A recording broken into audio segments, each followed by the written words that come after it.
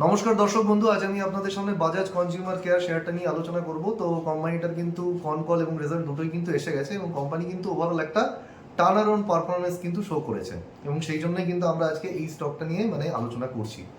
তো ওভারঅল যদি আমরা বাজাজ কনজিউমার কেয়ার নিয়ে আলোচনা করি, এর একটা ব্র্যান্ড আছে যার নাম হয়তো আপনারা সবাই শুনেছেন এবং ছোটবেলা থেকে অনেক ঘরেই কিন্তু এটা ইউজ করে। সেই ব্র্যান্ডটার নাম হচ্ছে Bajaj almond drop hair oil. তো এটা কিন্তু হচ্ছে কোম্পানির ফ্ল্যাগশিপ ব্র্যান্ড এবং আমরা যদি দেখি কোম্পানির 85 থেকে 90% রেভিনিউ কিন্তু এই একটা প্রোডাক্ট থেকেই আসে। এবার কোম্পানি সম্পর্কে যদি আরও আগে যাওয়ার আগে আমরা কোম্পানির একটু অতীত জেনে রাখা ভালো। সেটা হচ্ছে আমরা যদি দেখি লাস্ট এক বছর দু বছর ধরে যদি আপনারা দেখেন কোম্পানিটাকে ফলো করেন, তাহলে দেখবেন কিন্তু কোম্পানির কিন্তু মার্জিন সেটা কিন্তু ব্যাপকভাবে ফল করছিল। কারণ হচ্ছে কোম্পানি যে প্রোডাক্ট বানাতে গিয়ে যে সমস্ত র মেটেরিয়াল ব্যবহার করে, সেই র মেটেরিয়ালের প্রাইস অনেক বেড়ে যায়, কিন্তু কোম্পানি কিন্তু সেই কস্টটাকে কিন্তু কাস্টমারের কাছে পাস অন করছিল না। অর্থাৎ কোম্পানি কিন্তু তাদের নিজেদের যে প্রোডাক্ট সেটার কিন্তু দাম বাড়াচ্ছিল না। এবার কি হয়, ধীরে ধীরে ধীরে ধীরে কিন্তু কোম্পানির মার্জিন ফল করতে থাকে। এবার ম্যানেজমেন্ট যখন দেখছে যে মার্জিন মানে একটা ভীষণ লেভেলে ফল করতে থাকছে, তখন কিন্তু তারা কি করে, প্রোডাক্টের দামটা কিন্তু বাড়িয়ে দেয়। এবার যখন প্রোডাক্টের দাম বাড়িয়ে দেয় তখন কি হয়, তার যারা কম্পিটিটর কোম্পানি যেমন প্যারাশুট এবং অন্যান্য আরো বেশ কিছু ব্র্যান্ড আছে যেখানে কিন্তু কাস্টমার কিন্তু ধীরে ধীরে কিন্তু শিফট করতে থাকে। তার ফলে কি হয়, কোম্পানির মার্কেট শেয়ার কমতে থাকে। তো সুতরাং এই অবস্থায় কিন্তু গোটা জায়গাটা ছিল। এর সঙ্গে সঙ্গে কোম্পানির যদি আমরা একটু বিজনেস মডেলটা দেখি, তাহলে কি হতো, কোম্পানি মোটামুটি এই যে তার যে Bajaj almond drop hair oil, সেগুলো সেটা কিভাবে কাজ করে, তার যে বিভিন্ন ডিলার এবং ডিস্ট্রিবিউটার আছে তাকে বিক্রি করে এবং ডিলার এবং ডিস্ট্রিবিউটাররা কি করে, বিভিন্ন রিটেলারকে বিক্রি করে। এইবার এই যে যারা এই ডিলার এবং ডিস্ট্রিবিউটার, তারা একটা জিনিস দেখেছে যে এই যে Bajaj almond drop hair oil, এই প্রোডাক্টটাই কিন্তু কোম্পানির কিন্তু বেশি চলে। বাকি অনেক কিন্তু অন্যান্য প্রোডাক্ট আছে, যেমন কিন্তু আপনি যদি দেখেন বডি লোশন থেকে শুরু করে শ্যাম্পু থেকে শুরু করে অন্যান্য পার্সোনাল কেয়ার কিন্তু প্রোডাক্ট আছে, সেগুলো অতটা চলে না বলে তারা কোম্পানিকে বলে, ভাই তোমার এই একটা প্রোডাক্টই চলে, এই আমন্ড হেয়ার অয়েল চলে, সুতরাং এই হেয়ার অয়েলই আমাকে দাও। তারা বেশি বেশি করে এই হেয়ার অয়েলই কিন্তু তুলতো, অন্য প্রোডাক্টগুলো কিন্তু সেভাবে তারা ফোকাসও করতো না, অন্য প্রোডাক্ট কিন্তু তুলতো না। এর ফলে কি হয়েছে, কোম্পানির যে অন্যান্য প্রোডাক্টগুলো সেগুলো কিন্তু খুব বেশি বিক্রি হতো না এবং কোম্পানি এখান থেকে একটা ডিসিশন নিল এবং একটা নতুন ইনিশিয়েটিভ নিল, যে ইনিশিয়েটিভটার নাম হচ্ছে আরোহণ। আরোহণটা কি, এই কোম্পানি ডিসিশন নিল যে কোম্পানি যেখানে যেখানে প্রেজেন্স আছে এবং বিশেষ করে রুরাল অঞ্চলগুলোতে, গ্রাম অঞ্চলগুলোতে, তারা কিন্তু নিজেদের রিটেল আউটলেট খুলবে এবং সেই রিটেল আউটলেট কিন্তু তারা অলরেডি খোলা শুরু করে দিয়েছে। এবং এখন যদি আমরা দেখি, কোম্পানি যেটা টার্গেট নিয়েছে, প্রায় 6 লাখ রিটেল আউটলেট কিন্তু আগামী 3-4 বছরে খুলবে। এটা গেল হচ্ছে কোম্পানির মোটামুটি যে পাস্টের যে সিচুয়েশন। এবার যদি আমরা দেখি এই মুহূর্তে কোম্পানির, তো যেটা আমরা বললাম যে 85 থেকে 90% যে রেভিনিউ, সেটা কিন্তু এই হেয়ার অয়েল থেকে আসে। এছাড়াও কিন্তু কোম্পানি অন্যান্য বেশ কিছু সেগমেন্টে কিন্তু ফোকাস করছে। তো রিসেন্টলি যে কোম্পানি একটা কোম্পানিকে অ্যাকুইজিশন করেছে, দক্ষিণ ভারতের একটা কোম্পানিকে, যার নাম হচ্ছে বিশাল পার্সোনাল কেয়ার। তাদের একটা ব্র্যান্ড আছে যেটার নাম হচ্ছে বাঞ্জারা। এই বাঞ্জারাকে কোম্পানি কিন্তু অ্যাকুইজিশন করেছে এবং এই বাঞ্জারা এবং আরো বেশ কিছু সেগমেন্ট, যেমন ধরুন কোম্পানির কোকোনাট অয়েল আছে, আমলা অয়েল আছে, এইগুলোকে নিয়ে কোম্পানি যেটা বলছে সেটাকে বলছে গ্রোথ সেগমেন্ট। অর্থাৎ দুটো সেগমেন্ট বুঝলাম, একটা হচ্ছে লেগেসি সেগমেন্ট, যেটা তাদের hair oil, Bajaj almond hair oil বিক্রি করে, আর একটা হচ্ছে লেগেসি সেগমেন্ট। এবার এই যে লেগেসি সেগমেন্ট, এটাকে এই যে গ্রোথ সেগমেন্ট, এটাকে কোম্পানি নাম দিয়েছে গ্রোথ পোর্টফোলিও। অর্থাৎ এই গ্রোথ পোর্টফোলিওতে যদি আমরা একটু ভালো করে খেয়াল করি, কোম্পানি কিন্তু খুব ভালো খুব বেশি করে ফোকাস করছে এই বাঞ্জারার উপর। কারণ আমরা যদি দেখি, বাঞ্জারা কিন্তু ডাবল ডিজিটে তাদের রেভিনিউ গ্রোথ করেছে এবং তাদের যে মার্জিনও যদি দেখি, প্রায় 14-15% মার্জিন আছে। কোম্পানির যদি ওভারঅল মার্জিন দেখি, টোটাল গ্রোথ সেগমেন্টের যদি আমরা মার্জিনটা দেখি, তাহলে কিন্তু সেখানে মিড সিঙ্গেল ডিজিটে গ্রো করছে। অর্থাৎ বাঞ্জারা কিন্তু টোটাল সেগমেন্টের থেকে বেশি গ্রোথ করছে। সুতরাং এইটা হচ্ছে সব থেকে গ্রোথের মধ্যে সব থেকে বড় কন্ট্রিবিউটার। দ্বিতীয় হচ্ছে তাদের কোকোনাট অয়েল বিজনেস আছে, সেটাও মোটামুটি একটা ভালো রেটেই কিন্তু গ্রো করছে। এবং সব থেকে বড় কথা, এই রিসেন্ট কোয়ার্টারে 200 কোটি টাকা রেভিনিউ কিন্তু এই সেগমেন্ট থেকে ক্রস করে দিয়েছে। এই মুহূর্তে তাদের এই সেগমেন্ট থেকে রেভিনিউ হচ্ছে 225 কোটি টাকা এবং কোম্পানির ম্যানেজমেন্ট বলছে আগামী কিছু বছরের মধ্যে এই সেগমেন্ট কিন্তু 500 কোটি টাকা রেভিনিউ অ্যাচিভ করে ফেলবে। সুতরাং এই সেগমেন্টের দিকে কিন্তু আমাদের সব থেকে বেশি ফোকাস করতে হবে। তারপরে যে আরো বেশ কিছু তথ্য আমরা এখানে জেনে নেব। তো কোম্পানি যে ব্যবসা করে, কোম্পানি জেনারেলি দুটো চ্যানেলে ব্যবসা করে, একটা হচ্ছে জেনারেল ট্রেড আর একটা হচ্ছে অর্গানাইজ ট্রেড।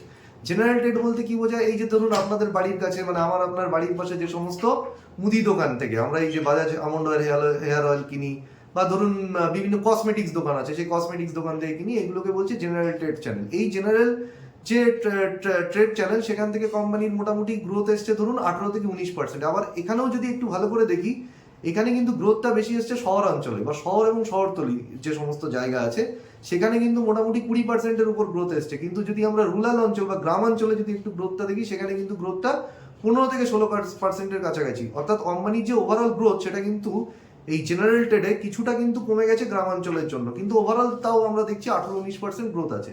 দ্বিতীয় যে সেগমেন্টটা, সেটা হচ্ছে অর্গানাইজ ট্রেড। অর্গানাইজ ট্রেড মানে এই যে আমরা বড় বড় Bajaj almond drop hair oil বা যে কোনো প্রোডাক্ট, এমন তো নয় শুধু আপনার বাড়ির কাছে যে গ্রসারি বা পার্সোনাল মানে মানে কোনো স্টেশনারি শপে বিক্রি হয়, আমার বাড়ির পাশে যেসব মানে যেগুলো বড় বড় সুপার মল আছে, সেখানেও কিন্তু এই প্রোডাক্টগুলো পাওয়া যায়। তো এইগুলোকে বলছি আমরা অর্গানাইজ ট্রেড। এবং তার সাথে সাথে যে সমস্ত ডিজিটাল বা অনলাইন চ্যানেল আছে, এই প্রোডাক্ট কিন্তু আপনার ফ্লিপকার্ট, অ্যামাজনের মতো ই কমার্স সংস্থায় বিক্রি হয়।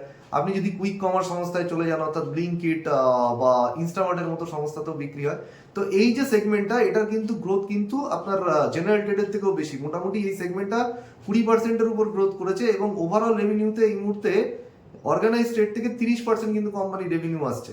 এবং অর্গানাইজড সেগমেন্ট, এই ট্রেড সেগমেন্টটাকে কিন্তু কোম্পানি আরো স্কেল আপ করবে। কারণ কি, কোম্পানির যত দিন যাচ্ছে, কোম্পানি কিন্তু আরো নতুন নতুন প্রিমিয়াম প্রোডাক্ট লঞ্চ করছে। এবং প্রিমিয়াম প্রোডাক্ট সব থেকে বেশি কোথায় সেল হয়? প্রিমিয়াম প্রোডাক্ট সব থেকে বেশি সেল হয় কিন্তু আপনার যে সমস্ত বড় বড় শপিং মলগুলোতে বা অনলাইনে, মানে যে সমস্ত ই কমার্স সংস্থায়, সেখানে কিন্তু বেশিরভাগ প্রিমিয়াম প্রোডাক্ট সেল হয়। তো যত প্রিমিয়ামাইজেশনের দিকে যাবে, তো তত কিন্তু অর্গানাইজ ট্রেডের কিন্তু আরো বেশি গ্রোথ আসতে থাকবে। এইবার চলে আসি আমরা কোম্পানির ইন্টারন্যাশনাল বিজনেস। তো প্রথমেই বলে রাখি, ইন্টারন্যাশনাল বিজনেস কিন্তু খুব একটা ভালো করেনি, আশানুরূপ হয়নি।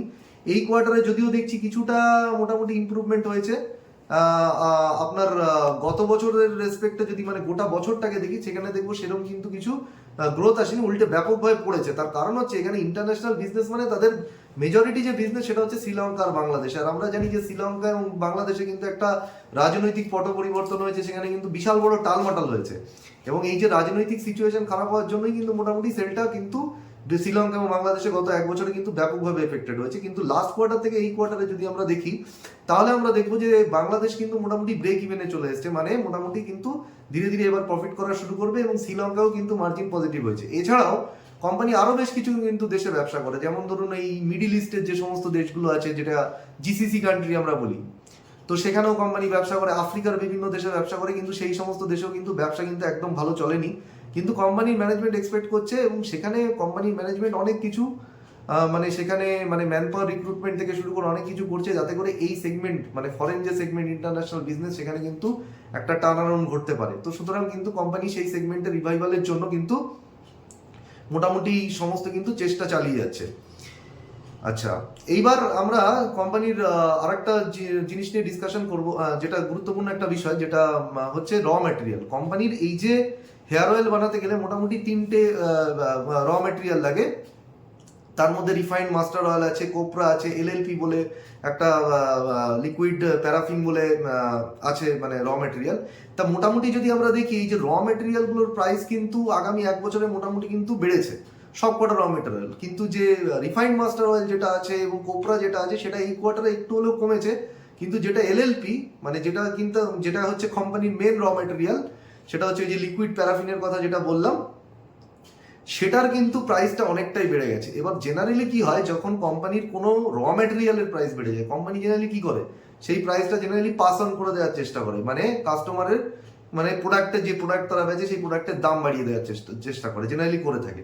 কিন্তু এক্ষেত্রে কোম্পানি কি করেছে, প্রোডাক্টের কিন্তু দাম ততটা বাড়ায়নি। কারণ আমরা যদি দেখি, কোম্পানি লাস্ট মানে 6 মাস 1 বছর ধরে কিন্তু প্রোডাক্টের দাম যা বাড়ানোর অলরেডি বাড়িয়ে দিয়েছে। সুতরাং এক্ষেত্রে তারা কি করেছে, এই যে অতিরিক্ত মূল্য বৃদ্ধি হয়েছে তার জন্য দাম বাড়ায়নি, তারা কি করেছে, তাদের কোয়ান্টিটি কমিয়ে দিয়েছে, যেটাকে বলে গ্রামেজ রিডাকশন, বা তারা যতটা এমএল প্রোডাক্ট দেয়, সেই প্রোডাক্টটা কিন্তু তারা কম দেওয়া মানে স্টার্ট করেছে। তো এইভাবে কিন্তু তারা কিন্তু তাদের মার্জিনকে কিন্তু প্রোটেক্ট করার কিন্তু চেষ্টা করেছে। এবার যদি মানে আমি কোম্পানিটার মানে ফাইনাল কনক্লুশনে যাওয়ার আগে, মানে কোম্পানির যদি মোটামুটি গ্রোথ দেখি, তো এই কোয়ার্টারে তো আমরা জানি 30%-এর উপর গ্রোথ এসছে, এবং গত কোয়ার্টারেও আমরা দেখেছি 30%-এর উপর গ্রোথ এসেছিল। প্রথম কথা হচ্ছে এই গ্রোথটা সাস্টেনেবল কিনা। তো এই মুহূর্তে যদি আমরা দেখি, মানে এই গ্রোথের যে কোনো গ্রোথের দুটো কম্পোনেন্ট আছে। যে কোনো এফএমসিজি প্রোডাক্টের ক্ষেত্রে আপনার সব থেকে বেশি গুরুত্ব দেওয়া উচিত কিন্তু ভলিউম গ্রোথের উপর। কারণ আপনি প্রাইস একটা নির্দিষ্ট মানে লেভেল পর্যন্তই বাড়াতে পারবেন, তারপরে কিন্তু কোনো প্রোডাক্টের প্রাইস বাড়ানো কিন্তু সম্ভব না, কারণ সেটা যদি হয় তাহলে তো সব ওই তার কম্পিটিটর বা প্রতিদ্বন্দ্বী যে কোম্পানি আছে তার কাছে চলে যাবে। তো আমরা যদি দেখি কোম্পানি 31% যে রেভিনিউ গ্রোথ এসছে, এর মধ্যে কিন্তু 7-8% এসছে ভলিউম গ্রোথ থেকে, এবং বাকি 22-23% কিন্তু আপনার এসছে কিন্তু প্রোডাক্টের দাম বাড়িয়ে। তো গত কোয়ার্টার থেকে কিন্তু প্রোডাক্টের দাম বাড়ানো কিন্তু কোম্পানি শুরু করেছিল লাস্ট 1-2 কোয়ার্টারে, সেই জন্য আমরা দেখেছি 30%-এর উপর কিন্তু এই ভ্যালু গ্রোথ এসেছিল। কিন্তু একটা জিনিস মাথায় রাখবেন, আগে গিয়ে কিন্তু এই 30% গ্রোথ কিন্তু কোম্পানির পক্ষে করা পসিবল নয়, কারণ আগে গিয়ে যদি কোম্পানিকে গ্রোথ করতে হয়, কোম্পানি কিন্তু এই ভলিউম গ্রোথই আসবে, ভ্যালু গ্রোথ কিন্তু মানে প্রোডাক্টের দাম বাড়িয়ে কিন্তু গ্রোথ কিন্তু সেভাবে আসবে না। অর্থাৎ মোটামুটি ধরে নিন 20% বা তার আশেপাশে কিন্তু কোম্পানি তার রেভিনিউ কিন্তু গ্রোথ করতে পারে। এবার যে কোম্পানির মানে সব থেকে গুরুত্বপূর্ণ বিষয়টা হচ্ছে যে কোম্পানির ম্যানেজমেন্ট কিন্তু তাদের যে মানে মার্জিন, সেই মার্জিনটা কিন্তু মানে যে গাইডেন্সটা দিয়েছে সেটা কিন্তু খুব পজিটিভ। মানে আমরা যদি কোয়ার্টার করে দেখি, কোম্পানির প্রায় 24% আপনার কিন্তু ইবিডা মার্জিন আছে, এবং কোম্পানির ম্যানেজমেন্ট বলছে এই 24 থেকে 25 মানে এই যে মিড 20s-এর মধ্যেই কিন্তু তাদের কিন্তু মার্জিন কিন্তু তারা রাখবে। তো তারা যদি মিড 20s-এর মধ্যে কিন্তু তারা মার্জিন রাখতে পারে, তাহলে কিন্তু সেই কোম্পানির জন্য কিন্তু সেটা একটা বিশাল বড় ব্যাপার। এবং এই কোয়ার্টারে এই যে যেটা বলছিলাম যে যেটা কনকলেও ম্যানেজমেন্ট শেয়ার করেছে, সেটা হচ্ছে যে হ্যাঁ, অলরেডি আমি বলেই দিয়েছি যে মার্জিন কিন্তু এই কোম্পানির কিন্তু ভলিউম গ্রোথ নয়, ভ্যালু গ্রোথেই কিন্তু বেশিরভাগ মানে রেভিনিউ কিন্তু এসছে, অর্থাৎ প্রোডাক্টের দাম বাড়িয়ে কিন্তু রেভিনিউ এসছে। এবং কোম্পানির যেটা আর একটা গুরুত্বপূর্ণ বিষয় হচ্ছে, কোম্পানি কিন্তু কিছুটা মার্কেট শেয়ারও কিন্তু যেটা লুজ করেছিল আগে, সেই মার্কেট শেয়ারও কিন্তু তারা কিন্তু ধীরে ধীরে বাড়িয়ে ফেলেছে। এবার যদি আমরা আসি যে কোম্পানিটার অপরচুনিটি কোথায়, প্রথম কথা আমরা গাইডেন্স নিয়ে আপনাদের সামনে যেটা দেখালাম যে রেভিনিউ এর একটা ভিজিবিলিটি আছে 20%-এর কাছাকাছি, বাট এই 30% সাস্টেন করবে না। মার্জিন কিন্তু মোটামুটি কোম্পানির যা আছে ফুল ইয়ারের রেসপেক্টে আমরা যেটা দেখছি তার থেকে কিন্তু বেড়ে যাবে। এবার যদি আমরা গ্রোথ সাইজের কথা বলি, এই মুহূর্তে যে টোটাল আপনার এই হেয়ার অয়েল ইন্ডাস্ট্রি, সেই হেয়ার অয়েল ইন্ডাস্ট্রির মাত্র 10% মার্কেট শেয়ার কিন্তু কোম্পানির কাছে আছে। তো এখানে আমি যদি বলি যে ভারতবর্ষে মোটামুটি যে FMCG market, fast moving consumer good, সেটাও কিন্তু 7 লাখ কোটি টাকার মার্কেট, এবং সেই 7 লাখ কোটি টাকার মধ্যে 5% যেটা, সেই 5% হচ্ছে আপনার হেয়ার কেয়ার মার্কেট। হেয়ার কেয়ারের মধ্যে কিন্তু সব কিছু চলে আসে, মানে ধরুন শ্যাম্পু থেকে শুরু করে কন্ডিশনার থেকে শুরু করে আপনার হেয়ার অয়েল থেকে শুরু করে সব কিছু আসে। এইবার যদি আমরা হেয়ার কেয়ার মার্কেটটাকে দেখি এবং তার মধ্যে যদি হেয়ার অয়েল দেখি, হেয়ার অয়েল বলতে আপনার আমন্ড হেয়ার অয়েল থেকে আমলা থেকে শুরু করে কোকোনাট হেয়ার অয়েল সব কিছু যদি মিলিয়ে ধরি, 45 থেকে 46% কিন্তু মানে আপনার হেয়ার অয়েল সেগমেন্ট থেকে মার্কেট শেয়ার আছে। মানে হেয়ার কেয়ারের 45 থেকে 46 সেগমেন্ট, 46% হচ্ছে আপনার মানে হচ্ছে হেয়ার অয়েল সেগমেন্ট। এবার কোম্পানির এই যে মানে আমরা বুঝতে পারছি যে মানে টোটাল অ্যাড্রেসেবল মার্কেটটা অনেক বড়, এবং সেই যে হেয়ার অয়েল যে সেগমেন্ট মানে হেয়ার অয়েল যে মার্কেট ওভারঅল ইন্ডিয়াতে, তার 10% মার্কেট শেয়ার আছে, অর্থাৎ এখান থেকে কিন্তু কোম্পানির কিন্তু গ্রোথ পসিবিলিটি অনেক বেশি। তো সুতরাং আমরা বুঝতে পারছি যে এখানে অপরচুনিটি সাইজ কিরকম রয়েছে। এবং সবসময় মাথায় রাখবেন, ইনভেস্ট করবার সময় যে কোনো ইনভেস্টমেন্টের ক্ষেত্রে রিস্ক থাকে, এক্ষেত্রে সব থেকে বড় কিন্তু দুটো জিনিস আপনাকে ট্র্যাক করতে হবে, অর্থাৎ এই যে মার্জিন ম্যানেজমেন্ট বলছে, সেই মার্জিন কোথায় যাচ্ছে, মার্জিনটাকে আপনাকে কিন্তু ফলো করতে হবে। কারণ কোনো কারণে যদি অতীতের মতো দেখি যে তারা মানে মার্জিন ধরে রাখতে পারছে না, মার্জিন ফল করছে যে কোনো কারণেই হোক, তো তখন কিন্তু এই স্টক কিন্তু মানে আন্ডার পারফর্ম করতে শুরু করবে, যে মানে রিসেন্ট পারফরমেন্স দেখেছি সেটা কিন্তু ধরে রাখতে পারবে না। আর দ্বিতীয় আর একটা বিষয় সেখানে মানে যেটা মানে লক্ষ্য করার মতো, সেটা হচ্ছে এই যে গ্রোথ গাইডেন্স, মানে মোটামুটি যে গ্রোথ মানে 20%-এর মতো যে গ্রোথ আমি বললাম, অর্থাৎ সেই গ্রোথটা মানে যে ভলিউম গ্রোথ সেইটা আসছে কিনা। মোটামুটি ভলিউম গ্রোথ যদি আসে এবং বাড়তে থাকে, তাহলেই কিন্তু কোম্পানি কিন্তু রেভিনিউ গ্রোথ বাড়বে। কারণ একটা মানে পর্যায়ের পরে কিন্তু আপনি মানে ওই প্রোডাক্টের দাম বাড়িয়ে কিন্তু মানে গ্রোথ আনতে কিন্তু পারবেন না। তো সেই জায়গা থেকে দাঁড়িয়ে এই দুটো জিনিস কিন্তু অবশ্যই ফলো করবেন। তো ভিডিওটা শেষ করার আগে বলছি যে ভিডিওটা ভালো লাগলে লাইক, শেয়ার এবং সাবস্ক্রাইব করবেন, এবং নিজের যারা বন্ধু আছে, পরিবার পরিজন আছে, সকলের সাথে শেয়ার করবেন। এবং আপনাকে আমি এটা গ্যারেন্টি দিয়ে বলতে পারি যে এত ডিটেলস ভিডিও বানানোর উদ্দেশ্য হচ্ছে যাতে আপনাদের পুরো ব্যবসা সম্পর্কে ধারণা থাকে, এবং আপনারা যাতে ফার্দার এর উপর বেস করে আরো অ্যাডভান্স রিসার্চ করতে পারেন। কারণ আমরা যেগুলো বলছি এখানে, সেগুলো কিন্তু কনকল এবং রেজাল্টের ডিসকাশন, এবং এর সাথে সাথে কিন্তু আরো অনেক কিছু দেখার আছে। একটা কোম্পানির ক্যাশ ফ্লো, তার প্রফিট, তার অন্যান্য যে সমস্ত মানে ওয়ার্কিং ক্যাপিটাল, ঠিক আছে, তার ডেটর ডেজ থেকে শুরু করে তার ওয়ার্কিং ক্যাপিটাল সাইকেল কোন দিকে যাচ্ছে, সব কিছু কিন্তু আপনাকে ডিটেলস অ্যানালিসিস করে তারপরে কিন্তু ডিসিশনটা নিতে হবে। তো এই বলে আমার বক্তব্য শেষ করছি, ভালো থাকবেন।